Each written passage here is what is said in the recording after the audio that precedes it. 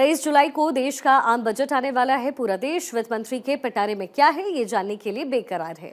किसकी जेब ढीली होगी और कौन फायदे में रहेगा, इसका खुलासा तो वित्त मंत्री का पिटारा खुलने के बाद ही होगा। बजट में क्या है ये अभी तो हम नहीं जानते, लेकिन हाँ, बजट में क्या होना चाहिए ये जानने की कोशिश हमने जरूर की। आपके अपने पसंदीदा चैनल भारत 24 ने ये कोशिश की है। हमारे इस खास शो बजट एडवाइजर में हम हर रोज किसी खास सेक्टर पर बात करेंगे। हमारे एक्सपर्ट्स बताएंगे कि किस सेक्टर को क्या मिलना चाहिए ताकि देश का आर्थिक विकास और तेज रफ्तार से फराटा भर सके। प्रधानमंत्री मोदी ने 2029 तक देश को दुनिया की तीसरी सबसे बड़ी इकोनॉमी बनाने का प्रण लिया है, तो जाहिर है इसके लिए बजट भी दमदार होना चाहिए। तो आपके इस खास शो बजट एडवाइजर के जरिए हमारे विशेषज्ञ अपनी सलाह रखेंगे ताकि ये समझने में आसानी हो कि बजट में होना क्या चाहिए। तो आज हम बात करेंगे किसानों को लेकर के और उनको लेकर के हुए ऐलानों की। किसानों की समस्या को लेकर के सियासत तो खूब होती है, लेकिन इन सबसे इतर किसानों की समस्याएं जस की तस रह जाती हैं। क्या एमएसपी का ऐलान हो जाने भर से किसानों की समस्याएं दूर हो जाती हैं? क्या वाकई एमएसपी पर फसलों की खरीद होती है?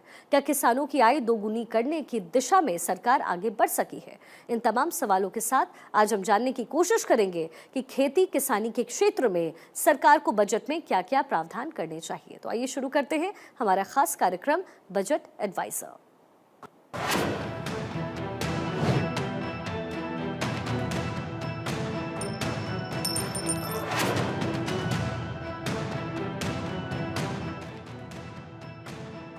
तो बात हो हाँ, कुछ तो बात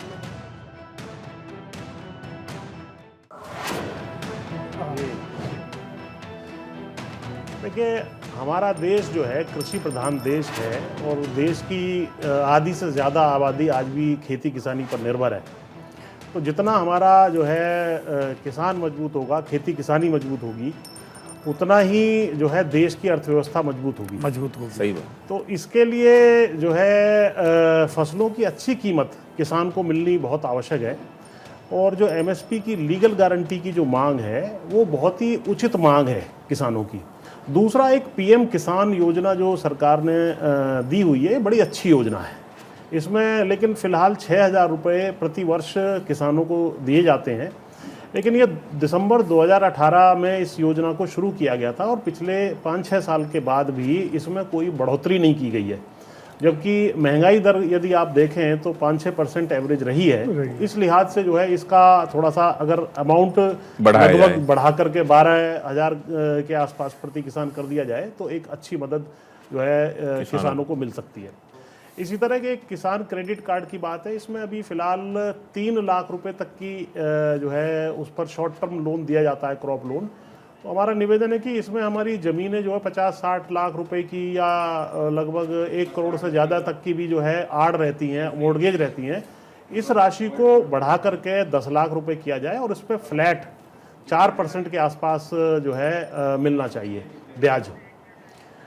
और इसमें एक बहुत महत्वपूर्ण योजना जो इन्होंने बीमे की लागू कर रखी है, जो प्रधानमंत्री फसल बीमा योजना है, उसमें 1.5% से लेकर के 5% तक का प्रीमियम किसानों का काटा जाता है अलग अलग फसलों के लिए, रबी की, खरीफ की और बागवानी फसलों में, और बाकी जो है स्टेट गवर्नमेंट और सेंट्रल गवर्नमेंट देते हैं। तो ये 3 लोग हो गए। अगर तीनों में से किसी एक व्यक्ति का प्रीमियम नहीं पहुंचा तो वो मुआवजा किसानों को नहीं मिल पाता। तो इस वजह से क्योंकि बहुत कम प्रीमियम किसानों से लिया जा रहा है, तो हमारा निवेदन है कि सारा प्रीमियम स्टेट गवर्नमेंट और सेंट्रल गवर्नमेंट आपस में बांट करके इसको करें, तो ये एक होगा। इसी तरीके से पिछले कुछ सालों में जो है किसान गलत जो कुछ नीतियां हमारी रही हैं या किसानों के समर्थन में नहीं रही हैं, उसके कारण कर्ज में भी डूब गया है। तो कर्जा माफ़ी पर भी सरकार को कहीं ना कहीं देखिए विचार करना होगा। ये बहुत ही महत्वपूर्ण सेक्टर है। तो ये तमाम चीज़ें हैं और कृषि बजट जो आज की तारीख में हमारा है वो लगभग हमारे टोटल बजट का 3% के आसपास बनता है। इसको थोड़ा सा बढ़ा करके 7-7.5% के आसपास किया जाए। सही बात। आवारा पशु की बहुत बड़ी समस्या है आज देश के अंदर। आवारा पशु के लिए हम केंद्र और प्रदेश सरकार से मांग करते हैं कि जैसे हमारे बीएसएफ काम करती है, बीएसएफ की तर्ज पर एएसएफ का गठन किया जाए। एग्रीकल्चर सिक्योरिटी फोर्स, कृषि सुरक्षा दल, जिसमें युवाओं को रोजगार भी मिलेगा और जो आवारा पशुओं से हमारी फसल लगभग 30-35% नष्ट हो जाती है और कितने किसान फसलों की सुरक्षा में जान से भी गंवा देते हैं, बहुत सारे तो लोग उसमें एएसएफ बहुत अच्छा काम करेगी। जो पालतू पशु हैं उनमें भी आज बांझपन का बहुत ज्यादा रोग पैदा हो गया है और इनके पास कोई नस्ल सुधार भी नहीं है, तो उसके लिए लगभग हर 50 किलोमीटर पर मवेशी बड़े अस्पताल बनाए जाएं, ताकि अगर गर्भधारण में भी कहीं जिस समय बच्चा देते हैं उस समय भी कई बार पशुओं को बच्चादानी का मुंह खुलने में परेशानी होती है, ऑपरेशन नहीं हो पाता है, तो इतने बड़े अस्पताल हों जिसमें सारी सुविधा हो, बांझपन का रोग दूर हो, ऐसी दवाई इनको लानी चाहिए, नस्ल सुधार होना चाहिए। और जो आप दूध की बात कर रहे हैं, दूध पे तो गवर्नमेंट को किसान को पर लीटर बोनस देना चाहिए। तो ये होगी हमारी आवारा पशु और पालतू पशु के विषय में बात, क्योंकि बांझपन का रोग आज बहुत दूर है। सही बात। इन्होंने एक भारतीय किसान लोक शक्ति ने मांग की थी, जैसे खेतों की खतौनी होती है, घरों की घरौनी बनाई जाती, घरौनी बनी आज गांव में, लेकिन जो गांव हमारे महानगरों के बीच में आ गए वो आज भी गांव हैं, वहां इन्होंने घरौनी नहीं बनाया, क्योंकि ये कानून इन्होंने गांव के लिए बनाया और उन गांवों को इन्होंने महानगरों में घोषित कर दिया। तो हम ये कह रहे हैं आप घरौनी नहीं बना सकते तो स्वामित्व योजना के ही तहत जिस प्रकार आपने घरौनी बनाई है उसी प्रकार मकान की मकानी आप बना दें घरौनी की तर्ज पर, ताकि जो महानगरों के अंदर जैसे हमारे यमुना विकास प्राधिकरण है, ग्रेटर नोएडा प्राधिकरण है, नोएडा प्राधिकरण है, उनके अंदर जो गांव पड़ रहे हैं उनको आज मकानों की मकानी बनाने की बहुत बड़ी आवश्यकता है। आप जैसे क्रेडिट कार्ड के उसकी बात कर रहे हैं, किसान के खेती पे लोन की तो इतनी इनकी गलत व्यवस्था है कि पहले तो हमें कोई लोन देते हैं, किसी कृषि एग्रीकल्चर पार्ट पे लोन देते हैं तो ऑथराइज डीलर से हमें खरीदना पड़ता है और ऑथराइज डीलर पहले उसके जोड़े दाम बना देता है। किसी भी डीलर से किसान खरीद सकता है, उसको उसका पैसा मिलना चाहिए। दूसरा यह है कि हमारी कृषि पर जबकि खेती की बहुत ज़्यादा कीमत होती है, ये कॉमर्शियल लोन देने का इनका प्रावधान नहीं है, कॉमर्शियल लोन भी इनको खेती पर देना चाहिए। उसी प्रकार इनका जो है ये जो बीमा है, बीमा ये जो हमारा जो प्राकृतिक आपदा से जो हमारा मर जाता है तो उसमें ये कहते हैं कि पूरे तहसील की 50-60% फसल जब मरेगी तो आपको बीमा का लाभ मिलेगा, जबकि पर किसान हमें बीमा ये होना चाहिए। और जो मुख्यमंत्री कृषि की जो 5 लाख रुपए देते हैं एक्सीडेंट में, तो उसमें भी जमीन दादा के नाम है, खेती हम उसका पोता कर रहा है, तो पोता अगर एक्सीडेंट में खत्म हो जाता है किसी दुर्घटना में तो उसका लाभ नहीं मिल पाता क्योंकि उसके नाम जमीन नहीं होती। तो पूरे परिवार में किसान परिवार में खेती करते हुए दुर्घटनाग्रस्त अगर मौत हो जाती है तो परिवार के प्रत्येक सदस्य को उसका लाभ मिलना चाहिए। चूंकि किसान आज 50 साल पीछे है, ना तो जैसे हमारे विधानसभा राज्यसभा में शीतकालीन सत्र चलते हैं, बरसातकालीन सत्र चलते हैं, तो मैं कहता हूँ राज्यसभा, लोकसभा और विधानसभा में एक किसान सत्र भी चलना चाहिए ताकि किसानों के ऊपर चर्चा हो सके। यही तो मांगे कि भी हमारी स्वामीनाथन आयोग की जो रिपोर्ट है C2+50 सरकार उसको लागू कर दे और MSP जो है हमारी वो दे दें। किसान सम्मान निधि दे रहे हैं, अगर आप हमारी MSP लागू कर देते हो तो हमें इसकी भी जरूरत नहीं है। खेती के दाम पूरे फसल दाम मिल जाएंगे, इसकी जरूरत नहीं है। लेने की हमें हाँ, क्योंकि अगर MSP हमें मिल जाएगी और उससे हमें जो किसानों का हमें जो लाभ है वो हमें डायरेक्ट मिलने लगेगा। जैसा आप डॉक्टर साहब पुष्पेंद्र जी ने बहुत अच्छी बात कही है, मैं भी इस पर इत्तेफाक रखता हूँ कि जब हमारी जो ये अमूल है ये दूध खरीद रहा है और जो गांवों में जो दूध ही कहते हैं जिन्हें लोकल में, वो 10 से 15 रुपये सस्ता ले रहे हैं। भाई जब हमारी MSP लागू हो जाए कि भाई इतने का रेट सरकार ने इस दूध का खोला है तो गांव में किसान का दूध भी उसी रेट में जाना चाहिए, जिससे किसान को सीधा, क्योंकि नगद रुपया का जो किसान के पास उपाय है वो दूध से ही होता है। उसके घर में अगर नगद रुपया आएगा जो है शक्ति जी, तो वो दूध से ही आएगा, क्योंकि उससे ही वो अपने घर के जो खाना राशन वो लाता है और जो फसल ला के बेच खाता है वो साल में 6 महीने में उसे पैसा मिलता है।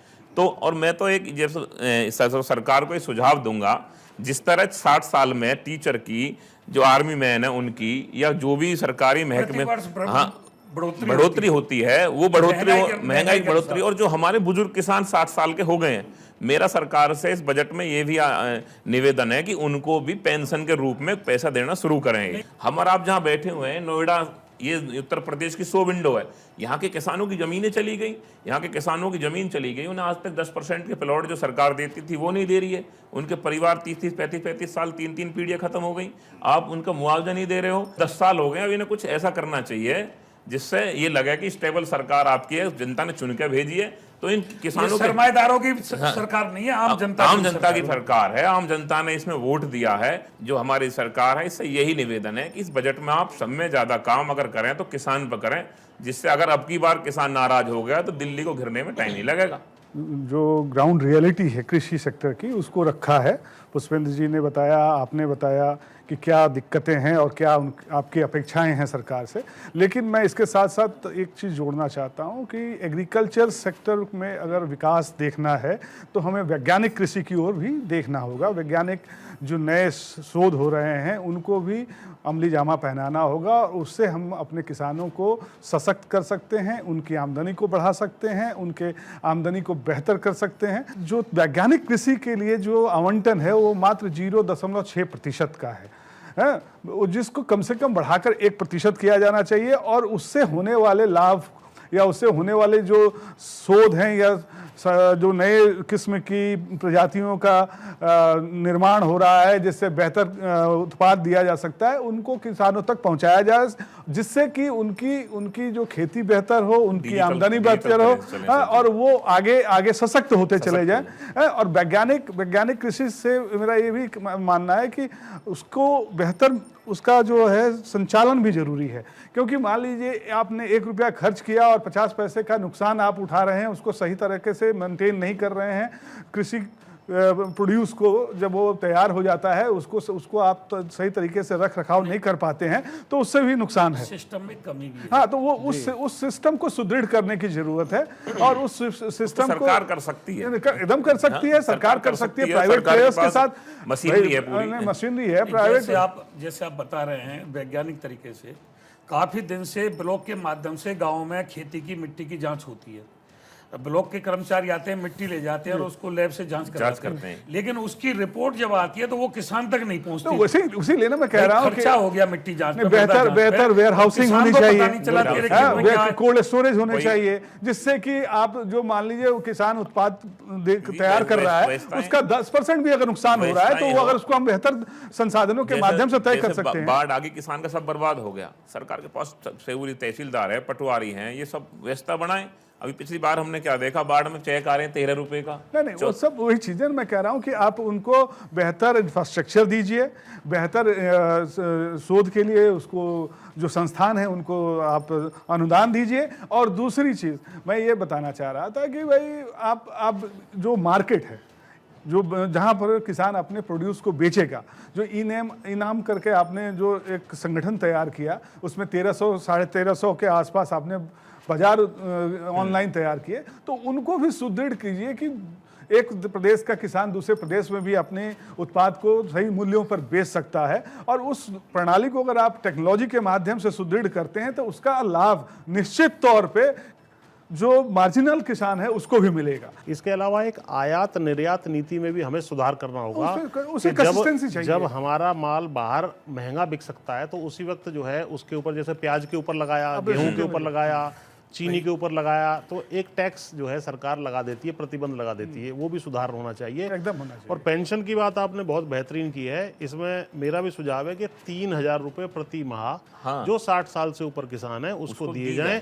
किसानों का एक हेल्थ कार्ड स्पेशल बनना चाहिए कि भाई उसको जिसमें साल भर में वो 8-10 लाख रुपया इलाज करा सके। मेरा खुद का तो मानना यह है कि भाई जिस तरह सबको सैलरी मिल रही है, पेंशन क्यों ना मिले किसान, मिले। आपने अपनी बात चला जाता है, आपने अपनी बात रखी, उससे आगे की बात क्या है? धोती में छेद पड़े हैं, कुर्ते फटे पड़े हैं, तो वो क्या पूरे जीवन चला? ये कहते हैं कि रोटी, कपड़ा और मकान, बस ये 3 चीज मूल आवश्यकता नहीं।